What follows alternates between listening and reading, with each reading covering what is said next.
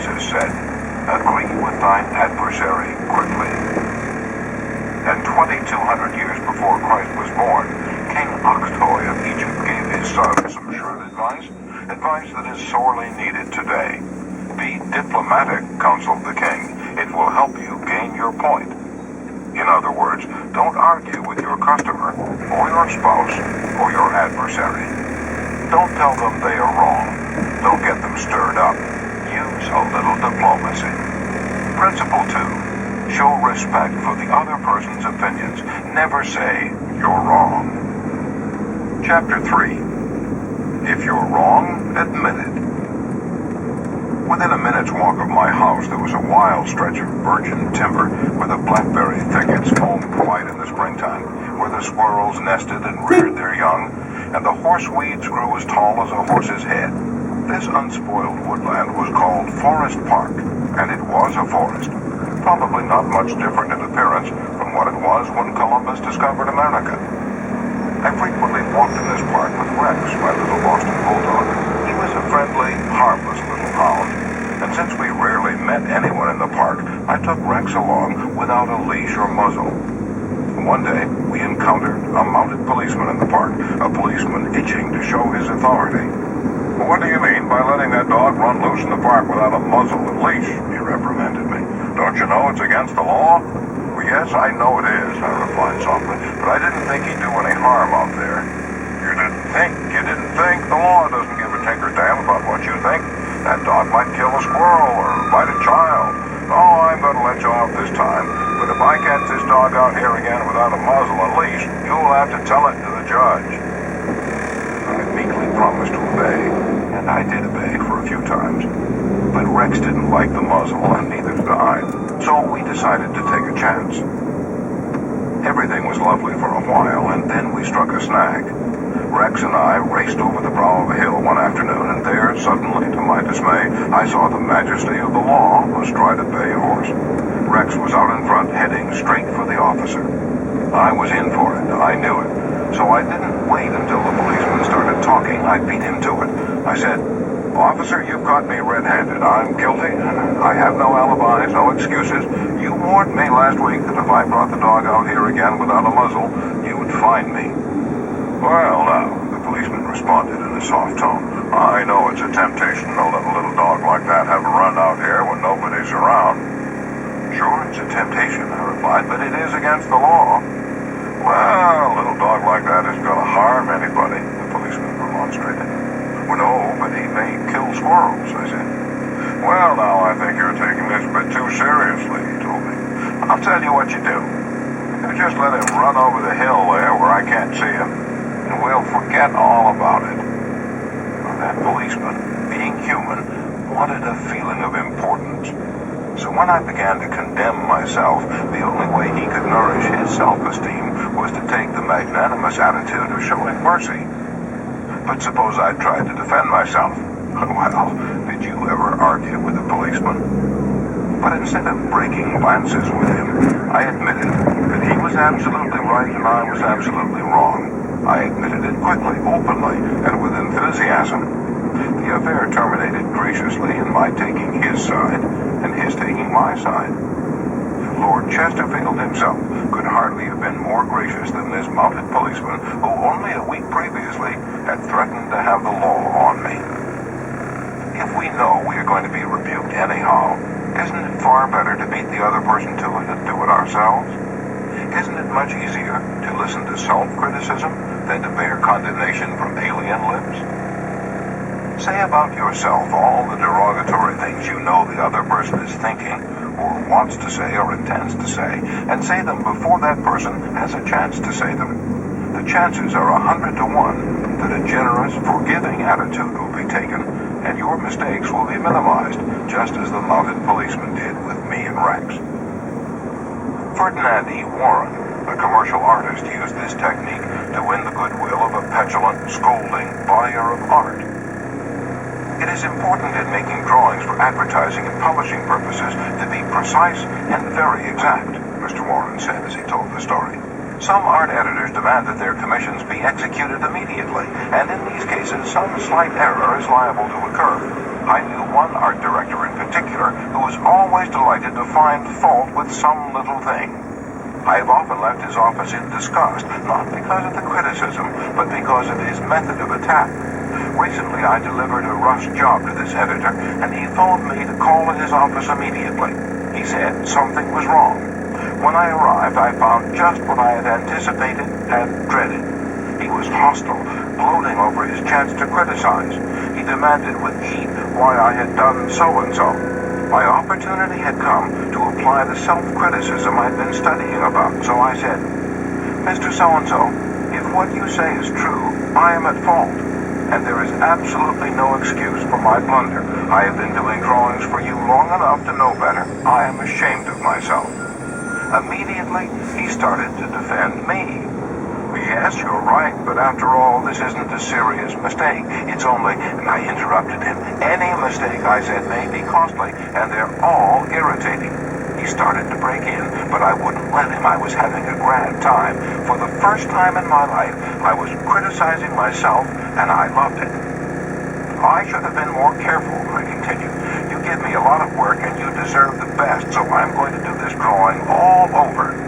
No, he protested. "I wouldn't think of putting you to all that trouble." He praised my work, assured me he wanted only a minor change, and that my slight error hadn't cost his firm any money, and after all, it was a mere detail not worth worrying about. My eagerness to criticize myself took all the fight out of him. He ended up by taking me to lunch, and before we parted, he gave me a check and another commission. There's a certain degree of satisfaction in having the courage to admit one's errors. It not only clears the air of guilt and defensiveness, but often helps solve the problem created by the error. Bruce Harvey of Albuquerque, New Mexico, had incorrectly authorized payment of full wages to an employee on sick leave. When he discovered his error, he brought it to the attention of the employee and explained that to correct the mistake, he would have to reduce his next paycheck by the entire amount of the overpayment. The employee pleaded that as that would cause him a serious financial problem, could the money be repaid over a period of time?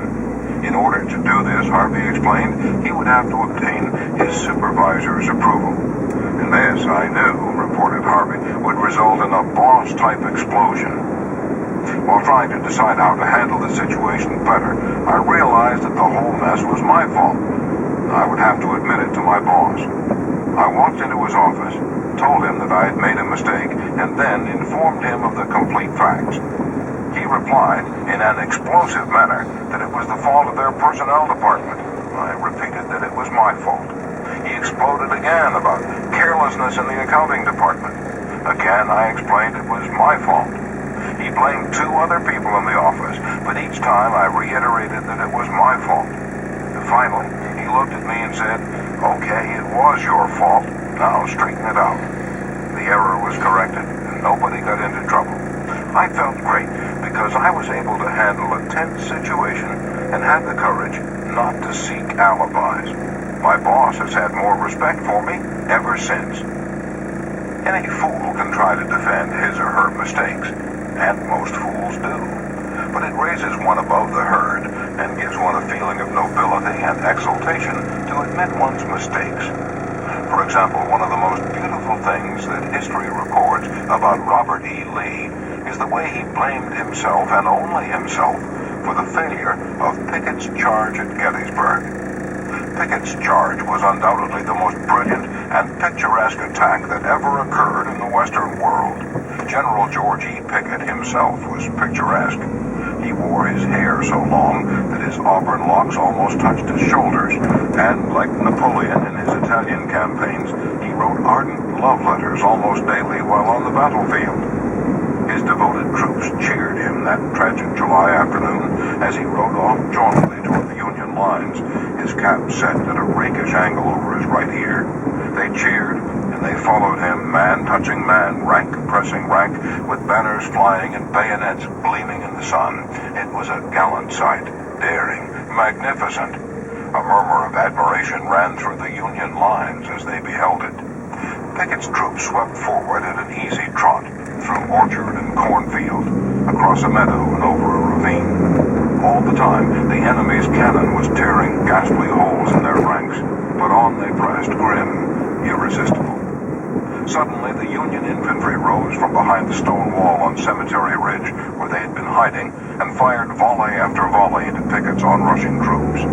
The crest of the hill was a sheet of flame, a slaughterhouse, a blazing volcano. In a few minutes, all of Pickett's brigade commanders except one were down, and 4/5 of his 5,000 men had fallen. General Lewis A. Armistead, leading the troops in the final plunge, ran forward, vaulted over the stone wall, and waving his cap on top of his sword, shouted, "Give 'em steel, boys!" They did.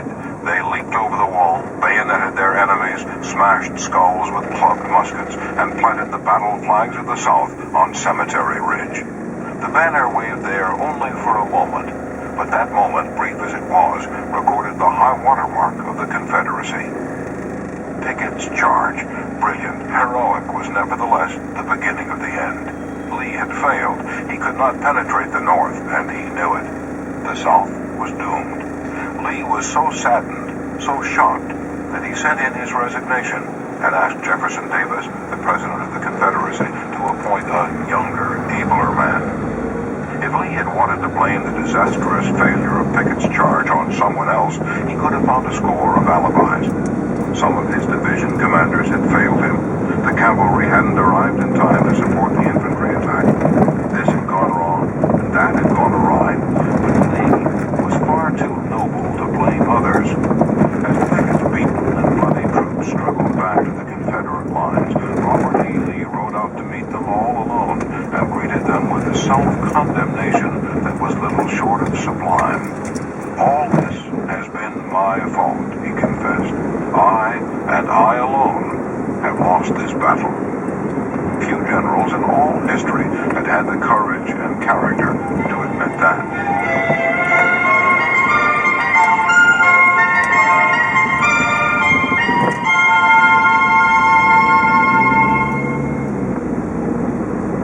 Michael Chong, who teaches our course in Hong Kong, told of how the Chinese culture presents some special problems, and how sometimes it is necessary to recognize that the benefits of applying a principle may be more advantageous than maintaining an old tradition.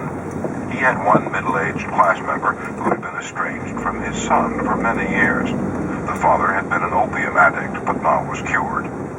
In Chinese tradition, an older person cannot take the first step. The father felt that it was up to his son to take the initiative toward a reconciliation. In an early session, he told the class about the grandchildren he had never seen and how much he desired to be reunited with his son. His classmates, all Chinese, understood his conflict between his desire and long-established tradition. The father felt that young people should have respect for their elders and that he was right in not giving in to his desire, but to wait for his son to come to him. Toward the end of the course, the father again addressed the class. "I have pondered this problem," he said. "Dale Carnegie says if you are wrong, admit it quickly and emphatically. It is too late for me to admit it quickly, but I can admit it emphatically. I wronged my son. He was right in not wanting to see me full support." At the next class, he told how he went to his son's house, asked for and received forgiveness, and was now a man who treated you like that. When we're right, let's try to win people gently and tactfully to our way of thinking. And when we're wrong, and that will be surprisingly often if we're honest with ourselves, let's admit our mistakes quickly and with enthusiasm. Not only will that technique produce astonishing results, but believe it or not, it is a lot more fun under the circumstances than trying to defend oneself. Remember the old proverb, by fighting you never get enough, but by yielding you get more than you expected. Principle 3. If you're wrong, admit it quickly and emphatically. Chapter 4. A Drop of Honey. If your temper is aroused and you tell them a thing or two, you'll have a fine time unloading your feelings. But what about the other person? Will he share your pleasure? Will your belligerent tones, your hostile attitude,